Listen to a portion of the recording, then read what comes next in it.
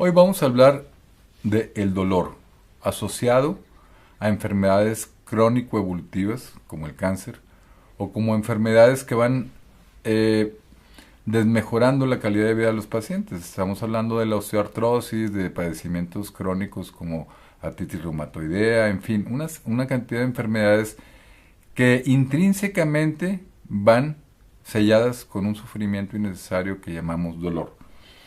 ¿Qué es el dolor? Bueno, es una experiencia vital, vamos a decir, que nos informa que algo está sucediendo en nuestro interior corporal. Y esa es una experiencia de origen animal, ¿verdad? Sucede en todos los seres vivos. Pero en el ser humano tiene un contexto diferente. ¿Por qué? Porque marca la vida de una persona, ¿verdad? La experiencia del dolor siempre nos va a paralizar, siempre nos va a atemorizar, siempre nos va a causar un estado de atención absoluta hacia el síntoma, porque algo nos está sucediendo. Entonces, yo no pienso que, por ejemplo, un trailero que vaya manejando en la carretera y que tenga un dolor intenso de riñón, no se pare porque algo le está sucediendo. No va a seguir manejando. O un político no puede estar dando un discurso con un dolor en la cara, por ejemplo.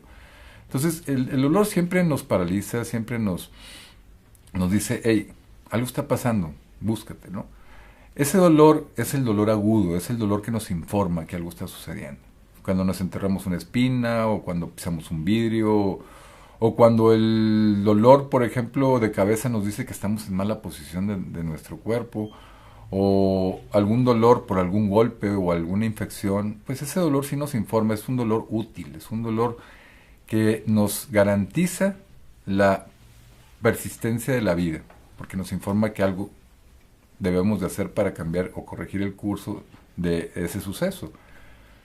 Pero hay otro dolor que es el dolor crónico que deriva de las enfermedades y que hace que el enfermo tenga mucha discapacidad en la función.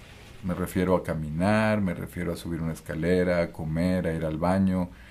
Hay enfermos que lamentablemente requieren no nada más el uso de apoyos para su andar, por ejemplo bastones, andaderas y de ruedas, sino también de la dependencia de otro ser humano para que lleve una vida más o menos eh, normal. Entonces, el dolor crónico es el dolor que debemos nosotros de evitar. El dolor agudo es necesario, es importante. El dolor crónico es innecesario, no es importante porque no nos está informando absolutamente nada, sino está disminuyendo nuestra calidad de vida. Entonces, al hacer esa gran diferencia del dolor agudo contra el dolor crónico, tenemos que ver que el dolor crónico merece un tratamiento especializado. El dolor agudo es temporal, nos informa, es bueno, es importante tenerlo, es un sensor de vida, ¿no? Nos está sensando los movimientos que hacemos cotidianamente. El dolor crónico no tiene sentido, no tiene ninguna connotación que nos esté informando algo. Sabemos que el enemigo está dentro y la alarma es innecesaria. Así yo lo veo, ¿no? Es como cuando entran a robar a una casa y se ve en la pantalla que están los ladrones ahí, ya la alarma no sirve de nada porque ya sabemos que está adentro. En el cáncer es lo mismo, ya tenemos el diagnóstico, el dolor no tiene que informarnos nada. En artritis reumatoide sabemos que las articulaciones están dañadas, no tiene que informarnos nada, entonces el dolor se convierte en un estorbo innecesario. Entonces vamos a hablar del dolor crónico en sus dos fases, el dolor por cáncer o dolor oncológico y el dolor no oncológico, que sucede en el resto de las enfermedades que no son oncológicas. Y me refiero, como ya había dicho, a enfermedades crónicas como la artritis, la osteoartrosis, padecimientos crónicos degenerativos neurológicos, como ya lo vimos, las neuropatías, los diabéticos, las neuralgias del trigémino, las distrofias simpático-reflejas. Son padecimientos que conllevan en su estar un dolor innecesario. Ese dolor innecesario se convierte en un estigma para el paciente porque se convierte en otra enfermedad que acompaña a la enfermedad de base. Entonces son dos enfermedades en un paciente y tenemos que verlo así para poder tener el contexto del dolor. Tenemos que saber la causa, su fisiopatología, o sea, cómo se comporta el dolor, su fuente principal y qué podemos hacer en medicina para poder acotarlo. Entonces, ya podemos observar que el dolor lo podemos estudiar, lo podemos eh, ahora sí que deshilachar para saber en qué momento o en qué circunstancia podemos disminuirlo, acotarlo o de otra manera que el paciente no lo experimente. Y para eso tenemos varios procesos. Primero se estudia al paciente, se estudia la fuente de la enfermedad, se observa qué tantos daños ha causado la enfermedad y cómo ha progresado el dolor. También es necesario saber la historia de los fármacos que está tomando el paciente, de las enfermedades que están alrededor de la enfermedad principal. Por ejemplo, hoy en día tenemos enfermos con 4 o 5 o 6 enfermedades al mismo tiempo. Tenemos pacientes de 70 años de edad, que son obesos, que son hipertensos, que son diabéticos, que tienen osteopenia o enfermedad osteodegenerativa y en este momento están cursando con un cáncer. Entonces hay que ver que todos los medicamentos que toman para las distintas enfermedades y qué medicamentos están asociados a los analgésicos que vamos a utilizar. Por eso es muy importante tener una historia completa del paciente, porque el método que vamos a situar al paciente para el manejo del dolor es un contexto crónico, porque vamos a acompañarlo el resto de su vida con un tipo de terapia analgésica que sea conveniente para el paciente y que no lo dañe más de lo que lo va a beneficiar.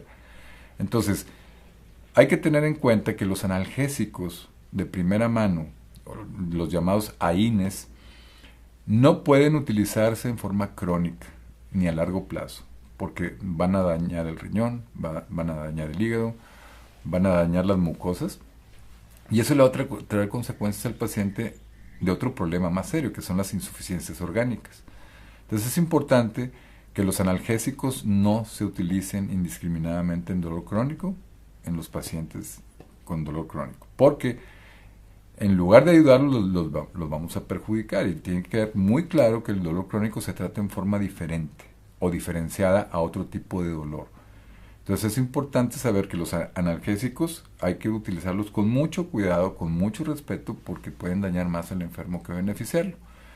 Segundo, el dolor crónico también se puede tratar con medicamentos que muchas veces han sido satanizados porque supuestamente tienen una adicción a las sustancias, y estamos hablando de los opioides. Los opioides, como su nombre lo dice, es lo más parecido al opio, ¿verdad? Y del opio deriva la morfina.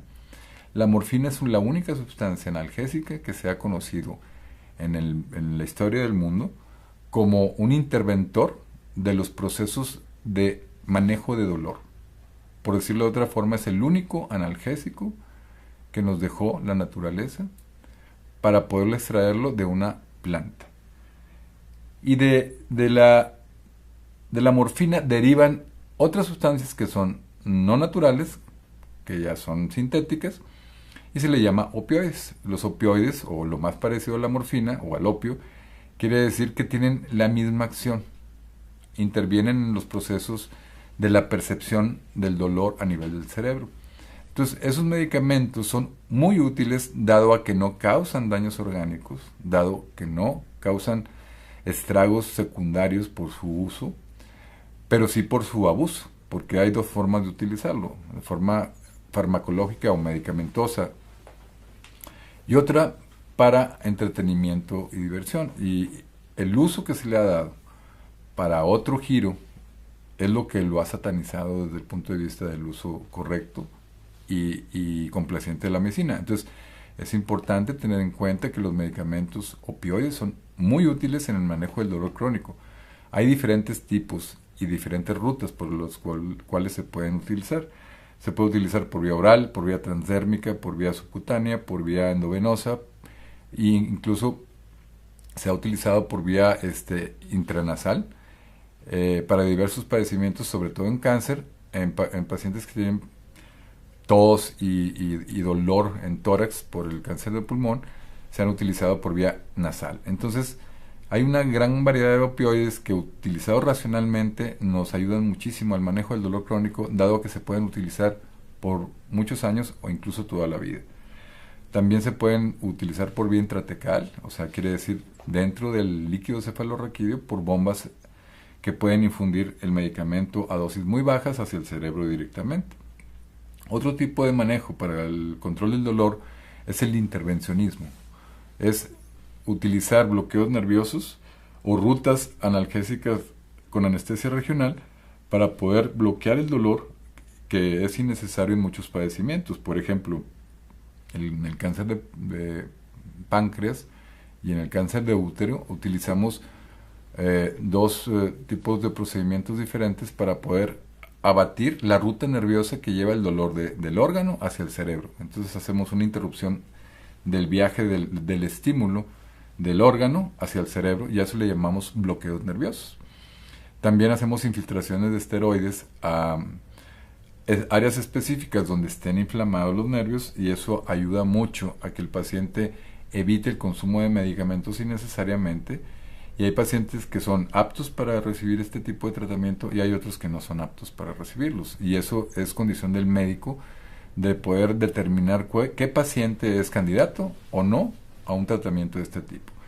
Y estamos en la investigación de nuevas sustancias para el control del dolor y de nuevas rutas de administración para que este sea de mayor calidad en el control del mismo con menos efectos secundarios. Entonces es un trabajo que ya está echado a andar, pero nos queda mucho por investigar.